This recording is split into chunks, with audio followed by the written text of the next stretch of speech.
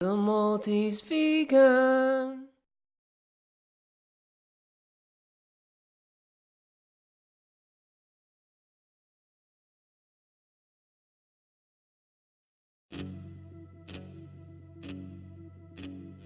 So here's one thing we do agree on, where he says conventional doctors tend to know only about pharmaceutical drugs and surgery, and their default nutritional advice is usually a balanced, in inverted commas, whatever that means exactly. And unfortunately, conventional medical schools around the world do not teach nutritional medicine. So hopefully that will teach you to think twice before accepting advice from a medical doctor about what you should be consuming in your diet. I've heard doctors, when being asked how the patient could lose weight or feel better, and they actually recommend the low carb, high fat diet. Doctors are actually as much at risk of believing that bullshit as you are. So just don't go to a mechanic when the problem is electrical, just as you wouldn't go to a doctor when the problem is nutritional. So for diabetics and the obese, to seriously cut down on food portion sizes, sugars, and high glycemic carbohydrates, they not only need strong motivation to help themselves, but also regular help and encouragement at nutritional clinics staffed by people with right knowledge about the dietary cause of obesity and diabetes type 2. I quite don't know where to start here. There are so many contradictions. I'll hopefully get through them very quickly. So first of all, we're saying that the only diet that's recommended for diabetics and the obese is high fat, low carb. But for it to be successful, you have to cut down on your portion size, thereby making it impossible. And the author of this article himself admits this, because he's saying that the patient would need strong motivation. So already, this is not the ideal diet. Then we're saying that they're going to need encouragement.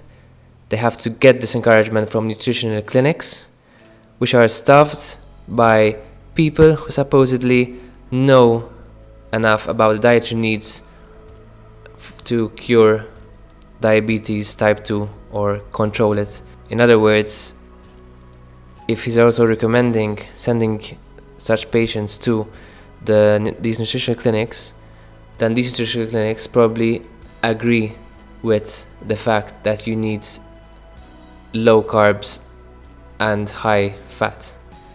So if that's what they think, then clearly they are not the right people. They are not knowledgeable about the dietary cause of obesity and diabetes type 2.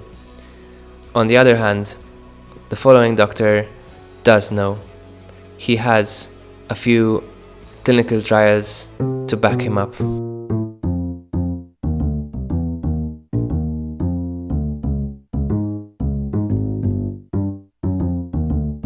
In diabetes, there's too much sugar in the blood. And up until now, people with diabetes have said, well, too much sugar in my blood, don't eat sugar.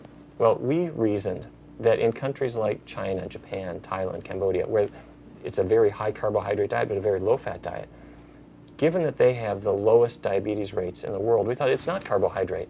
The problem has to do with fat. Those fats get into the cells, that causes that insulin resistance, so the diet should be getting the fat out of the cells so insulin can work again. Type 2 diabetes used to be called adult onset. The problem is that the insulin, which is this hormone that acts like a key to let the sugar out of the blood into the muscle cells, where it can power your movements, that insulin key isn't working very well. Starting in 2003, the US government funded my team to test a totally vegan diet. I'm talking about no animal products at all, but it wasn't a low-carb diet at all. People could eat rice and pasta all they wanted. and it worked dramatically well, better than a more conventional diabetes diet. People lost weight, their blood sugars came down, their cholesterols fell, and oddly enough, they found it easier to follow this kind of diet because we didn't make them count calories. They could eat as much as they wanted. Type 1 diabetes used to be called childhood onset. The cells that make insulin are dead. And so if a person already has type 1 diabetes, if you put them on a healthy vegan diet, that will reduce the likelihood of complications. There are researchers who now believe that one of the big triggers for type 1 diabetes is dairy products. It turns out that proteins in cow's milk, the body recognizes them as foreign proteins. The body makes antibodies to destroy them. Those same antibodies then destroy the insulin-producing cells in the pancreas. And there's a major study right now that's nailing down whether, if kids are breastfed and they are not given a cow's milk protein at all during infancy, that we might be able to reduce the risk of type 1 diabetes. The evidence so far says that's exactly right. So here's my Tumblr, the Maltese vegan blog, and it's basically what I'm saying. It's kind of a summary of what I've just explained now. I tell a very short, probably stupid story, but at least I find it explains it in simple terms. It's like two detectives coming in a room where there's been a murder. They find the body there. The room is completely covered in blood, and we've got one side, one of the investigators who's saying he knows what the killer is, and he says it must be the blood because it's everywhere. Just like in general we keep saying that just because people with diabetes have high blood sugar, then it must be the high blood sugar, when in fact we know that both blood and high blood sugar are essential to the functioning of our body. So those can't be the source of the issue. What we need to get is precisely the source and not the symptom. We've got one famous YouTuber who thrives on fruit, which we normally associate to causing diabetes or triggering diabetic symptoms, and yet this is what he's promoting. And then we have another one with another famous YouTuber with type 2 diabetes, and he once again is suggesting eating fruit and other high carb foods for that matter. So there you have it. For me, this is misinformation when we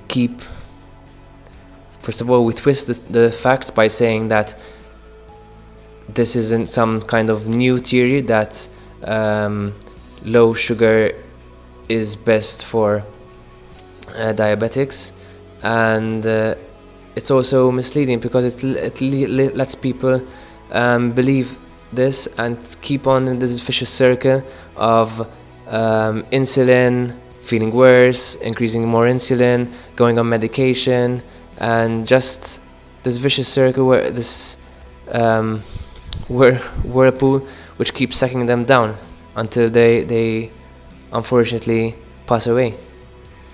It's pretty sad.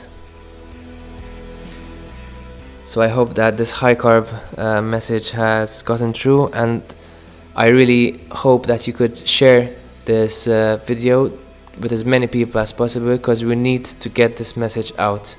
There is a cure, there is a proper risk-free treatment which can prolong your life, not only prolong it but help you live it with quality.